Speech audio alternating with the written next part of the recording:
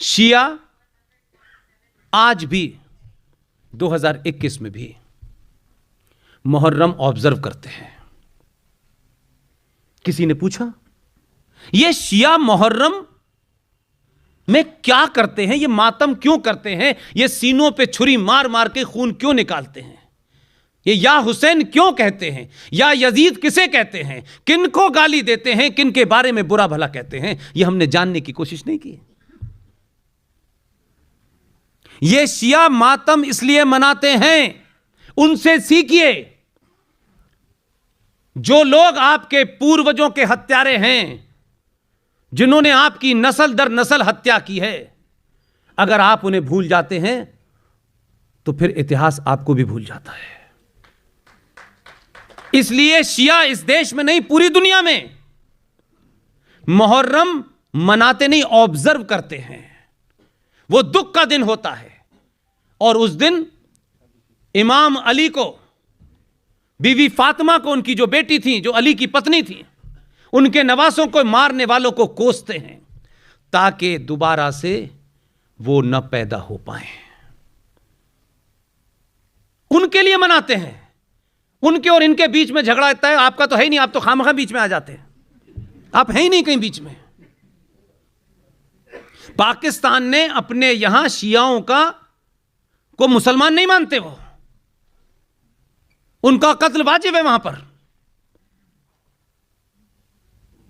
इसलिए मैं मानता हूं कि इस्लाम को लेकर के सुनी सुनाई बातें न करा करें, तथ्यात्मक बातें करें। तीनों शुरू के खलीफा मारे गए और वो कहते हैं Islam is a religion of peace. Coca Cola वालों को पता चल जाए ये ऐड तो बेच देंगे वो।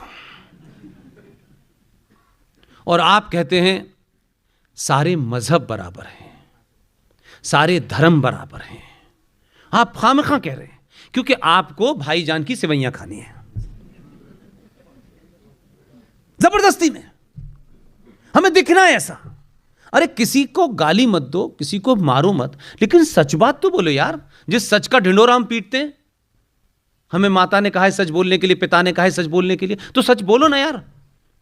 भाईजान के सामने जाने के सामने फिर चारा क्यों हो जाते हैं आप? सच बोलो कि ये चीज ही नहीं है, कोई एग्जिस्ट ही नहीं करती। Islam is a political ideology to capture power, nothing more than that. पूरी दुनिया में ये कर रही है। तथ्यों पे बात करिए। क्या मैंने उनके शान में कोई गुस्ताखी की है क्या? उनकी बेटी का नाम फातिमा था तो मैंने फातिमा बीवी कहा, या नहीं यह हाल था कि जब उनके शौहर की हत्या कर दी गई तो जो उनकी बेटी थी फातिमा, उनके पास खाने के लिए नहीं था, तो प्रॉफिट मोहम्मद ने जो बाग जिसके अंदर बहुत सारे फल लगे हुए थे उसे बागे बिद्दत कहते हैं, बिदर कहते हैं, वो लेने गई तो अबू बकर जिसकी बेटी 7 साल की थी, जिससे निकाह किया था, 54 साल के युवा ने,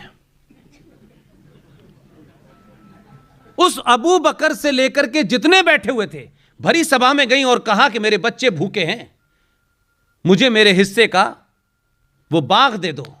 उसकी हंसी उड़ाई, उसका मजाक उड़ाया उनकी बेटी का। वो घर वापस आई, उनके घर में फाके पड़ रहे थे, वहां यहूदी रहते थे। उन यहूदी औरतें उनके घर गईं और उनसे कहा कि आपकी चिमनी से कई दिन से धुआं नहीं आ रहा है, क्या घर में फाका हो रहा है क्या? उन यहूदी औरतों ने प्रॉफिट मोहम्मद की बेटी को खाना खिलाया। और पागलपन देखिए, वो यहूदी प्रॉफिट मोहम्मद की बेटी को खाना खिलाते हैं, उनकी मदद करते हैं, और ये क्या कहते हैं? ये यहूदियों को काफिर मानते हैं, इनको मारना जायज है। लेकिन जहालत की पराकाष्ठा देखिए क्या है। पिछले 1400 साल में घूम करके दुनिया के किसी कोने में चले जाएं, इन्होंने सुई नहीं बनाई, पेंसिल नहीं बनाई, लेकिन इतने ज्ञानी हैं कि उस यहूदी काफिर और हिंदू काफिर को उसी के बनाए हथियार से मारेंगे। हथियार चाहिए इन्हें काफिर का, और फिर इन्हें करना है जंगे बदर। यह सब इसलिए है कि आपने रटा रटाया सुना सुनाया कर लिया है। आज की गलती मत कीजिएगा। किसी को भी मैं फिर कहता हूं, किसी की शान में गुस्ताखी न करना यह कोई अच्छी बात वैसे भी नहीं है। जज साहिबान की शान में गुस्ताखी नहीं करता, बात कहता हूं। इलाहाबाद हाई कोर्ट की घटना बताता हूं आपको कि वो किस एजेंडे तक लगे हुए हैं। अभी प्रयागराज में बड़े सारे जज साहिबान आए हुए थे, आगे की कुर्सी पे बैठे थे। बीच बीच में मैंने कहा कि आपकी शान में मेरी कोई गुस्ताखी करने का इरादा नहीं है, लेकिन मेरी बात आप कोर्ट में सुनेंगे नहीं, यहां तो सुन लीजिए क्योंकि आप आए हैं।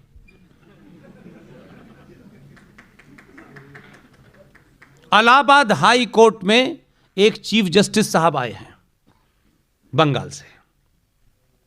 बेहतरीन इंसान है, उनके बारे में जो मुझे खबर मिली है। लेकिन आप सोचिए कि 20 अक्टूबर को इलाहाबाद के अंदर, जिसको अब प्रयागराज कह दिया है, वहां एक अल्फ्रेड पार्क है जहां पंडित चंद्रशेखर तिवारी जी की उन्होंने गोली मार ली थी जब वो अंग्रेजों से घिर गए थे। उस आजाद पार्क के अंदर बहुत सारी मज़ारें बन गई थी और वो मज़ारें चली हुई थी बहुत समय से। हमारी टीम के एक युवा सदस्य विष्णु शंकर जैन ने कोविड के दरमियान उसके ऊपर पिटीशन डाली और तर्क और तथ्य इतने मजबूत थे विष्णु शंकर जैन साहब के कि कोर्ट ने उस कोविड के जमाने उसकी सुनवाई की। 4 अक्टूबर को डेट आई और एक ही डेट के अंदर चीफ जस्टिस ऑफ इंडिया, पुराने वाले, उन्होंने chief justice of India sorry Allahabad high court, उन्होंने जो फैसला दिया, उन्होंने उत्तर प्रदेश सरकार को बुला के पहले झाड़ा, कहा आप हराम की तनख्वाह लेते हैं क्या, और आदेश दिया कि 8 अक्टूबर तक सारी मज़ारें साफ हो जानी चाहिए। और आपका दबाव देखिए, सरकार तो वहां भी तीसरा आदमी जो आया 17 में उसकी है, लेकिन आपने क्या किया कि जज साहब ने 8 तारीख की डेट दी। लेकिन मैं कह रहा हूं कि आप उस पद पर रहते हुए काम कर सकते हैं बगैर इसके कि हमने कोई गलत काम किया है। आदेश दिया, क्योंकि उस वक्त वर्चुअल था तो लिखित आदेश तो होता नहीं। दिल्ली में कुछ दलाल तैयार बैठे थे कि आदेश मिलेगा हम अप्लाई करेंगे। 8 तारीख की रात होने तक इलाहाबाद के एडमिनिस्ट्रेशन को यह पता चल गया, हजारों लोगों ने डीएम की कोठी घेर ली कि इस आदेश को आप लागू क्यों नहीं कर रहे, इसमें आपकी नीयत खराब है। इतना दबाव बनाया कि 8 तारीख की रात को पूरे अल्फ्रेड आजाद पार्क को सीआरपीएफ ने घेर लिया और उसके बाद बुलडोजर चला के सारी मज़ारों को समतल कर दिया। लेकिन मेरा एजेंडा दूसरा है। ये तो मैंने इसलिए कहा कि थोड़ी देर पहले खुश हो जाएं। उन्हीं के बाद फिर वो नए जस्टिस आए इलाहाबाद हाई कोर्ट के, उनका नाम लेना ठीक नहीं यहां से, और उन्होंने 20 अक्टूबर को एक आदेश दिया कि वहां एक मजार रह गई, अभी वहां लमिया हैं, तो उन्होंने कहा कि यह हटनी चाहिए।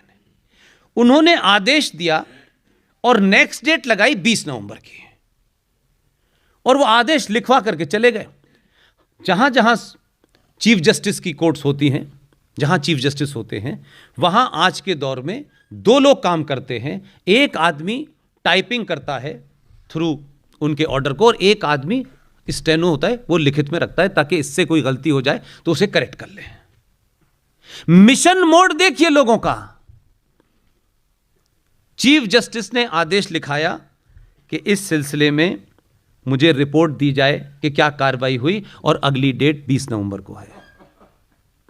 सब लोग खामोश, खत्म होगी बात। हमारे वकील साहब विष्णु शंकर जैन 20 नवंबर को कोर्ट में हाजिर हुए, तो वो जब बुलाया जा रहा था नंबर से, तो वो नंबर ही नहीं आया। तो उन्होंने कहा कि मिलॉर्ड आज हमारी डेट थी, तो क्योंकि वो जो विषय था थोड़ा सा नोन था सबको, तो उन्होंने कहा हाँ मुझे याद है कि मैंने इस पे आदेश दिया था, लेकिन वो तो नोटिस पे आया नहीं। थोड़ी देर के बाद जब खोजबीन हुई, पूछा गया कि भाई वो 20 तारीख की जो डेट थी उसका क्या हुआ? तो सर वो तो आज नोटिस ही नहीं है उसका। तब जाकर के पता चला कि वो जो कंप्यूटर पे मुसलमान बैठा था उसने अपलोड ही नहीं किया और 20 नवंबर से डेट आगे बढ़ गई। उसने 1 महीने का टाइम लिया कि शायद इसमें कुछ हो जाएगा। इस मिशन में लोग बैठे हुए हैं। आप तो इतने बड़े पदों पे हैं कि नौकरी छोड़ भी देंगे तब भी इतनी कमाई है आपकी कि आजीवन कट जाएगा। बड़ी बड़ी नौकरियों पे बैठने से राष्ट्र नहीं बचेगा। लेकिन उस आदमी ने, एक क्लर्क ने अपनी भूमिका तय की और वो कर दिया। इस मिशन मोड में है वो लोग। क्या करेंगे आप?